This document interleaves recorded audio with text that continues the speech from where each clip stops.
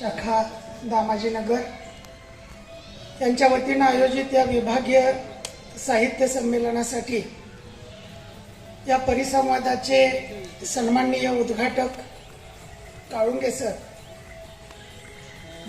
या परिसंवादातील दुसरे मान्यवर बगरे सर, या परिसंवादातील सहवक्ते आदरणीय वडकबाळकर मॅडम, प्राध्यापक चव्हाण सर आणि दत्ता सरगर सर आणि व्यासपीठासमोरील मराठी लेखक भूमिका का घेत नाहीत हे ऐकण्याची भूमिका जिज्ञासू वृत्तीनं मणिमानशी ते ठाम ठरवून तो हिया घेऊन त्या भूमिकेत बसलेले सगळे रसिक श्रोते जन हो. आदरणीय वक्त्यांनी आपापल्या भूमिका या विषयाच्या अनुषंगाने मांडल्या.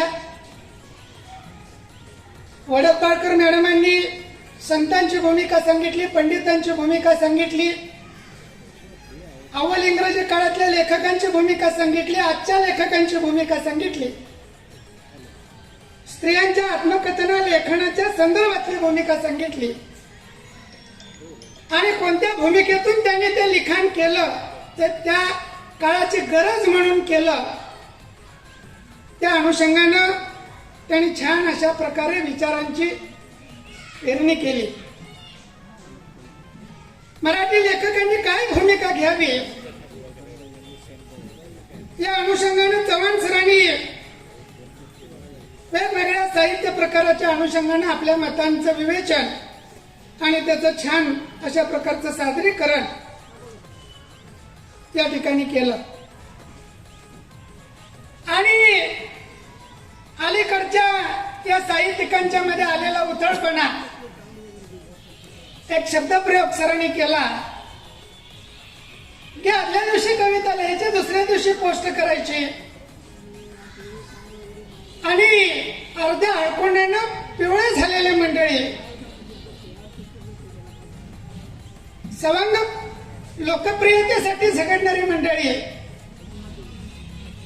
त्यांचाही समाचार सरांनी घेतला.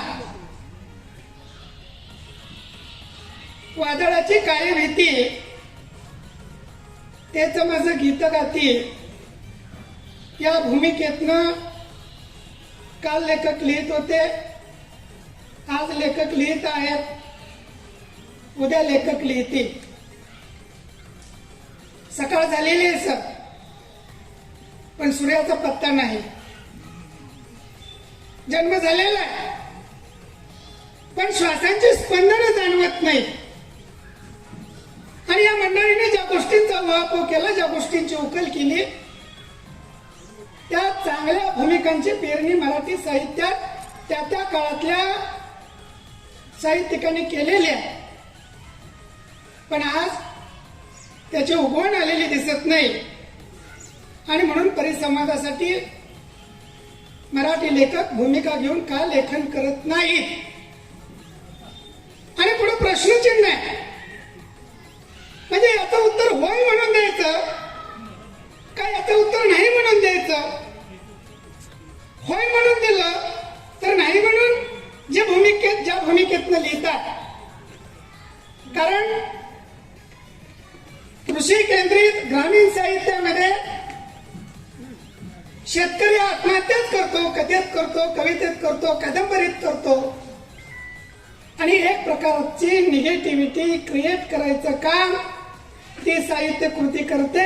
आणि याच भूमिकेतनं मराठी कथा कादंबऱ्यांचं प्राधान्यानं लेखन झालेलं आपल्याला दिसतं. आणि कदाचित म्हणूनच या विरुद्ध भूमिका घेऊन मी त्या कादंबऱ्या लिहिल्या आणि म्हणून मला या परिसंवादामध्ये संयोजकांनी स्थान दिलं असावं असं त्या ठिकाणी मला वाटतं. मी 2-3 कादंबऱ्या लिहिल्या, पैकी उसकोंडी नावाची कादंबरी सगळ्यांनी मजुरांच्यावरती लिहिलं, सगळ्यांनी तोडप्यांच्यावरती लिहिलं, पण ऊस पिकवणारा मालक जो आहे त्याची पाठराखण कुणी केली नाही. उसाच्या लागणीपासून, तोडणीपासून, गाळपापासून बिलाच्या हप्ते खात्यावर जमा होईपर्यंत त्याची होणारी कत्तल कोणी मांडली नाही. आणि मग तो प्रतिनिधी मी निवडला. माझ्या कादंबरीतला नायक हा आत्महत्या करत नाही. वादळाची काय भीती, तेच माझं गीत गाती. म्हणून तो खोडवा गेल्यानंतर, लावण गेल्यानंतर खोडव्याला पाणी सोडतो आणि पुन्हा नव्या उमेदीनं तो ऊस शेती करतो. ही सकारात्मकता मला माझ्या लेखनातून पेरायची होती. आणि म्हणून अशा प्रकारची भूमिका घेऊन आज साहित्यिकाने लिहिणं ही अतिशय गरजेची बाब आहे. पण एक शून्यावस्था निर्माण झालेली आहे. हातामध्ये मीठ घ्यावं, घराच्या बाहेर यावं, जोराचा पाऊस यावा, हातातलं मीठ विरघळून जावं, हात मोकळा राहावा. हातामध्ये पीठ घ्यावं, घराच्या बाहेर यावं, सोसाट्याचा वारा यावा, हातातलं पीठ ओढून जावं आणि हात मोकळा राहावा. मी 300 पानांची कादंबरी वाचली. मी 50 पानाची दीर्घ कविता वाचली. मी 5 पानांची कथा वाचली. पण मला काय मिळालं? जर भूमिकाच नसेल, नाटकाचं नाही, संहिता ठाऊक, प्रयोगाचं भूक, खजिन्याची वाचकांच्या हातामध्ये, त्या ठिकाणी नैराश्याशिवाय काही येणार नाही. त्या जीवनाच्या रंगमंचावरती माणूस म्हणून आपण अनेक भूमिका पार पाडत असतो. या धारा येते इथे धर्म अशी धर्माची व्याख्या केली जाते. म्हणजे शिकवणं हा शिक्षकाचा धर्म असेल तर शिकणं हा विद्यार्थ्याचा धर्म आहे. जनतेचं रक्षण करणं पोलिसाचा धर्म आहे. चांगली शेती करणं शेतकऱ्याचा धर्म आहे. तसंच सकस, कसदार, सजग आणि समृद्ध लिहिणं हा लेखकाचा धर्म आहे. आणि त्या भूमिकेतनं जोपर्यंत लेखक लिहिणार नाही तोपर्यंत त्याच्या साहित्य कृतीला वाचक मिळणार नाही. मॅडमांनी खंत व्यक्त केली की आज आम्हालाच पैसे देऊन पुस्तकं छापावी लागतात, आज आम्हालाच त्याची वितरण व्यवस्था करावी लागते. पुरस्कारांच्या वरती डोळा ठेवून काही लोक लिहितात. पण कर्मवीर अण्णांचं वाक्य मी सांगतो की आपण प्रसिद्धीच्या मागे लागलो, प्रसिद्धी मिळणार नाही. आपण कामाच्या मागे लागलो, आपण चांगल्या भूमिकेतून लिहित गेलो तर प्रसिद्धी, पैसा या सगळ्या गोष्टी आणि चांगला वाचक सुद्धा आपल्या लेखन कृतीला, आपल्या साहित्य कृतीला डोक्यावरती घेऊन नाचल्याशिवाय राहणार नाही. पण त्या ठिकाणी आपली लिहिण्या पाठीमागची भूमिका ही निर्भेळ, शुद्ध आणि स्वच्छ ही निश्चितपणे असली पाहिजे. कलेसाठी कला आणि जीवनासाठी कला हा साहित्यातला तत्कालीन वाद पडळकर मॅडमांनी या ठिकाणी सांगितला. आज बालसाहित्यातली काही मंडळी या ठिकाणी उपस्थित आहेत. करील मनोरंजन जो मुलांचे नाते जडेल प्रभूशी तयाचे, या भूमिकेतनं ती माणसं आजही लिहित आहेत. आणि त्या जागी त्यांची भूमिका ही नेटकी आहे. ते मनोरंजनासाठी लिहितात, त्या मुलांच्या संस्कार पेरणीसाठी लिहितात आणि त्या पुढे जाऊन ते मुलांना काहीतरी बोध देण्यासाठी लिहितात. आणि म्हणून कोण कशासाठी लिहितो हे साहित्याचे प्रयोजन आहे. मम्मटाने सांगितलेलं आहे त्या कारिकेमध्ये, काव्यमेशसे अर्थकृते व्यवहारविदे सीमेत रक्षते सद्य परिनिवृत्ते कांता संमित तयोपदेश योजित. कोण कशासाठी लिहितो? ज्याला केवळ आणि केवळ यश मिळवायचं आहे तो वाचकाला काय आवडणार आहे, त्याला काय पचणार आहे, त्याला काय रुचणार आहे, हे सगळं पॅशन अँड इमॅजिनेशन यांचा सगळा भेला करून तो या ठिकाणी वाचकांच्या माती मारेल. पण एक काळ असा होता की बाबा कादंबऱ्यांच्या कादंबरीला, लेखन कृतींना, त्यांच्या साहित्य संपदेचा अफाट अशा प्रकारचा वाचक वर्ग होता. पण एकही पुरस्कार त्यांना नव्हता. शिरवाळकरांच्या कादंबरीचा अफाट असा वाचक वर्ग होता, पण एकही पुरस्कार त्यांना नव्हता. सांगायचा येतो एवढा की मी कोणत्या हेतूने लिहितोय. मी यश मिळवण्यासाठी लिहित असेल तर ते माझ्या पुरतं मर्यादित असेल. ज्या वेळेला माझी साहित्य कृती वाचक डोक्यावर घेतील, वाचक त्या साहित्य कृतीच्या प्रेमात पडतील, वाचक त्याची पारायण करतील, मला आवडलेलं चांगलं पुस्तक कोणतं म्हणून या ठिकाणी वाचक तुमच्या साहित्य कृतीची नोंद घेतील, वाचक तुमच्या साहित्य कृतीचं नाव सांगतील, त्यावेळेला ती तुमची भूमिका वाचकांच्या गळी उतरलेली आहे हे सिद्ध करायला आपल्याला कुठल्याही त्या ठिकाणी गोष्टीची निश्चितपणे आवश्यकता भासणार नाही. संस्कृत मध्ये एक छान सुभाषित आहे, उद्यम साहसम धैर्य बुद्धी शक्ती पराक्रम षडेते यत्र वर्तन्ते तत्र साह्यकृत विधी. आणि म्हणून लेखकानं नेहमी कार्यामग्न राहिलं पाहिजे. सरांनी उल्लेख केला, कादंबरीचा पुरस्कार मागे घेतला.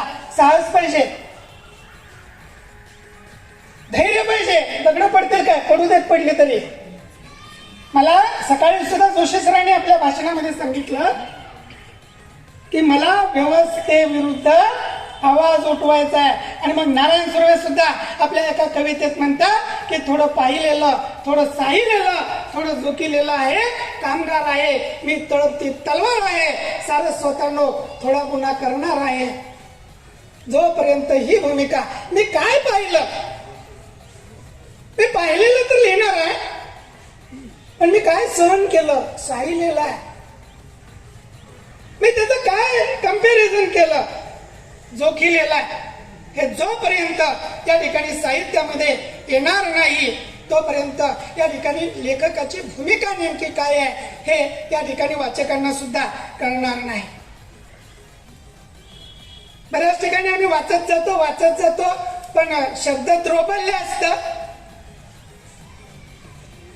बुद्धी शक्ती आणि पराक्रम हा त्या गोष्टींचा अभाव असतो. आणि मग त्या ठिकाणी परमेश्वर साथ देत नाही.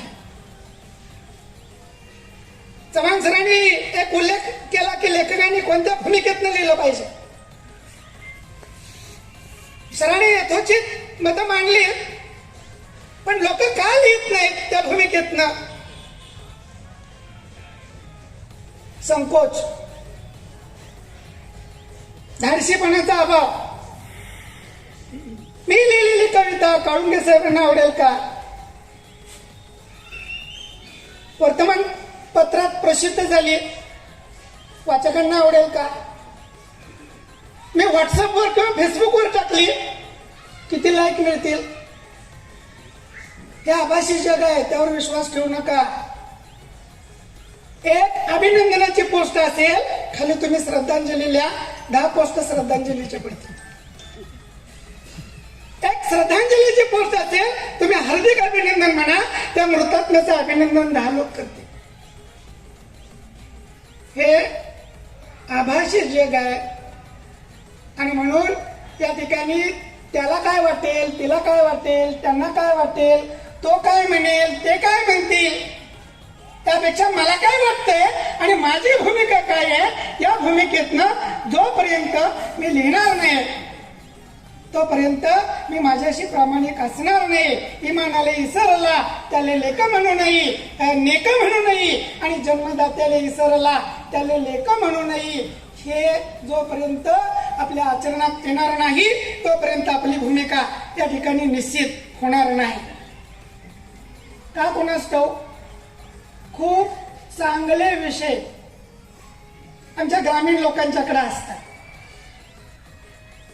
पण एक न्यूनगंड असतो की 250 पानांची कादंबरी मला बैठक मारून हा विषय मला या ठिकाणी शेवटपर्यंत वाचकाला रुचेल, पचेल, माझी भूमिका त्याला आवडेल आणि तो स्वीकार करेल, या भूमिकेतनं शेवटपर्यंत मी जाऊ शकेन का, हा न्यूनगंड लेखकाच्या मनामध्ये असतो आणि त्यामुळं तो निश्चित अशा प्रकारची भूमिका त्या ठिकाणी घेत नाही. एक अनामिक प्रकारची भीती असते, लोक मला स्वीकारतील का. मी पुस्तक पाटील सर 1998 ला पहिलं पुस्तक लिहिलं, मी नाव घेत नाही. एका वृत्तपत्राच्या संपादकानं ते पुस्तक असं फेकून दिलेलं होतं. हे काय लिहिलंय, कोण वाचणार, हे काय पुस्तक आहे काय. पुस्तक मस्तक दुरुस्त करायचं काम करत. रद्दीतल्या कागदाला सुद्धा महत्व असतं. शब्द हे दुधारी शस्त्र आहे. शब्दांनीच भेटतात खरे दर्य वस्त्रे देश आणि देव सुद्धा.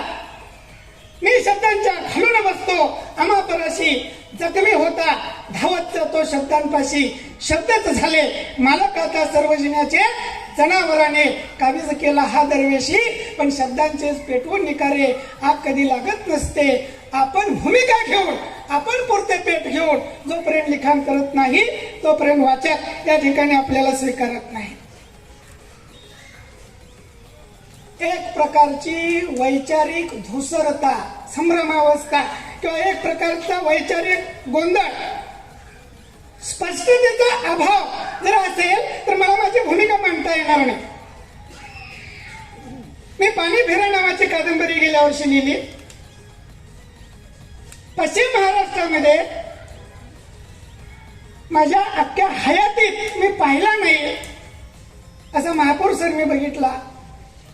माझं घर पाण्यात बुडालं, पाहिलेलं लिहिलं, साहिलेलं लिहिलं, जोखिलेलं लिहिलं, इतर लोकांच्या कादंबऱ्यांशी मी तुलना केली. मी इमानी राहिलो माझ्या भूमिकेशी. लेखकांना, कवीनं, कथाकारांना, कादंबरीकारांना केवळ समस्या मांडायच्या नाहीत. लेखकांना, कवीनं, कादंबरीकारांना, कथाकारांना आपल्या साहित्य कृतीतून त्या समस्यांची उत्तरं सुद्धा देणं अभिप्रेत आहे. वाचकाला ते आवडतात. अरे महापूर आला, महापूर कायमच येणार आहे. आता 4 पदरी रस्ता 6 पदरी झाला, धरणासारखा बंधारा टाकला गेला. जोपर्यंत त्या राष्ट्रीय महामार्गाला तुम्ही मोऱ्या ठेवत नाही, पाण्याचं निर्गतीकरण होणार नाही, महापुराच्या काळात पाणी प्रवाही होणार नाही, तोपर्यंत महापूर प्रत्येक वर्षी आम्हाला बुडवणार आहे. हे जोपर्यंत वाचकाला, शासनकर्त्यांना जोपर्यंत हा विषय त्यांच्या कानावरती जाणार नाही. सहित साहित्य म्हणजे सहित, जे हितकारक आहे, त्यानं लोकांचं हितच साधलं गेलं पाहिजे. तोपर्यंत त्या ठिकाणी त्याला काय अर्थ राहणार नाही. आज पुरोगामित्वाचा वसा आणि वारसा आपल्या महाराष्ट्राला लाभलेला आहे. सगळ्या थोरा मोठ्यांच्या नावाचा उल्लेख सकाळपासून या व्यासपीठावरती होतोय, संतांचा उल्लेख होतोय. त्या सगळ्या मंडळींनी त्या त्या काळामध्ये त्यांचं कीर्तन असेल, प्रवचन असेल, निरूपण असेल, वक्तृत्व असेल, लेखन असेल, एक भूमिका घेऊन लिहिलेलं आहे. आणि त्यामुळे ते समाजाला, त्या काळात समाजानं जरी त्या मंडळींना विरोध केला तरी ते ही मंडळी आपल्या मतापासून रतीभर सुद्धा या ठिकाणी विचलित झाली नाहीत. वाचकांनी बरं लिहिण्यापेक्षा खरं लिहिलं पाहिजे. आणि ज्याप्रमाणे जंगलचा राजा वनराजसिंह हा काही पावलं गेल्यानंतर एकदा मागं वळून पाहतो आणि मी चालून आलेलं अंतर योग्य आहे का याचं अवलोकन करतो. सर माणसं अवलोकन करतात, सिंह जे अवलोकन करतो त्याला सिंहावलोकन म्हणतात. लेखकानं मी लिहिलेलं आहे ते योग्य आहे का याचं जोपर्यंत लेखक सिंहावलोकन करून आपली भूमिका ठामपणे पुढे नेणार नाही तोपर्यंत वाचक त्याला स्वीकारणार नाहीत.